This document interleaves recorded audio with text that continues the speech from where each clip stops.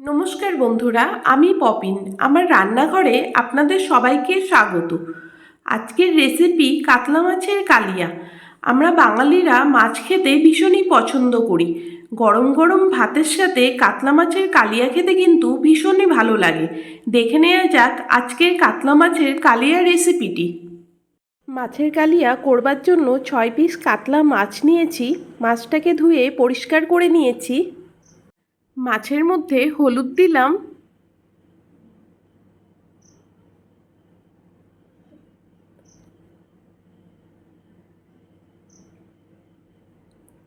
লবণ দিচ্ছি, আদা বাটা দিলাম, সর্ষের তেল দিলাম 2 টিস্পুন। ভালো করে মেখে 10 মিনিট রেখে দেব।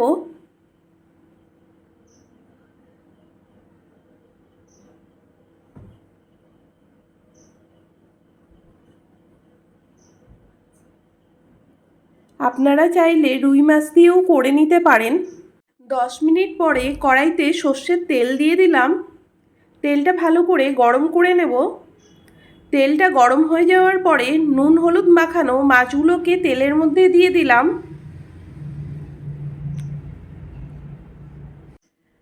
মাছগুলোকে উল্টে পাল্টে ভেজে নেব। মাছগুলো ভাজা হয়ে গেছে, তুলে একটা আলাদা প্লেটের মধ্যে রেখে দিলাম।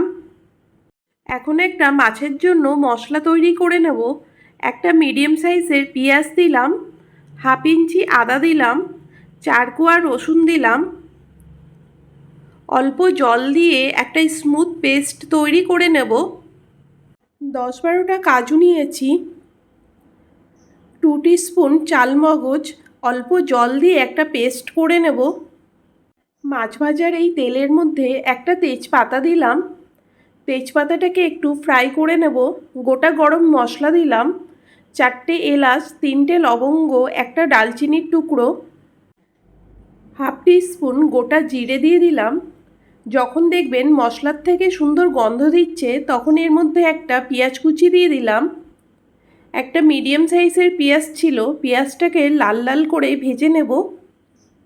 পেঁয়াজটা যখন ভাজা হয়ে যাবে তখন এর মধ্যে পেঁয়াজ আদার বাটার মশলাটা দিয়ে দিলাম।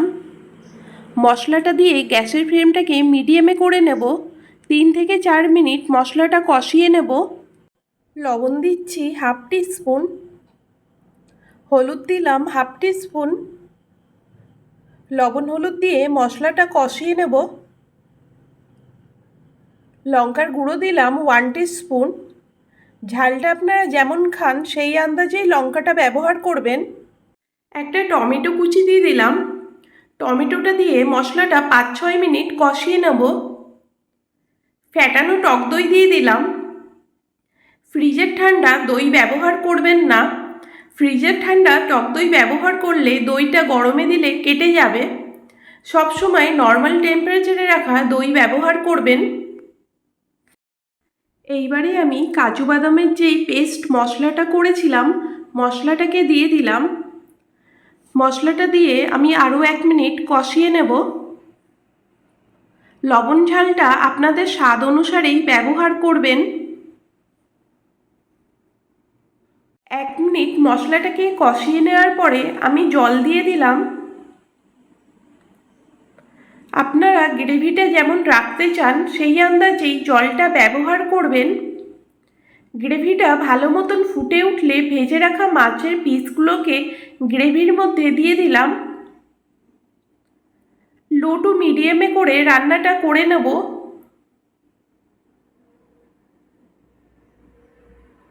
চেরা 4টে কাঁচা লঙ্কা দিয়ে দিলাম। গরম মশলার গুঁড়ো দিলাম হাফ টিস্পুন। মাছগুলোকে আমি এখন উল্টে দেব, যেন প্রত্যেকটা মাছের মধ্যে গ্রেভিটা খুব ভালো করে ঢুকে যায়। গ্যাসের ফ্লেমটাকে লো টু মিডিয়ামে করে আরও 1.5 মিনিট রান্নাটা করে নেব। ঘি দিলাম, 2 টিস্পুন ঘি দিলাম। 1 থেকে 1.5 মিনিট রান্নাটা করে নেব। তারপরে সার্ভ করব।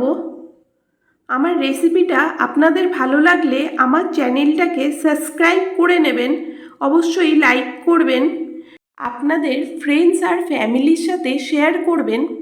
ভিডিওটা সম্বন্ধে যদি কোনো প্রশ্ন থাকে অবশ্যই কমেন্ট করে জানাবেন। আজকে এই পর্যন্ত, আবার হাজির হয়ে যাব নতুন কোনো রেসিপি নিয়ে। ভালো থাকবেন, সুস্থ থাকবেন, ধন্যবাদ।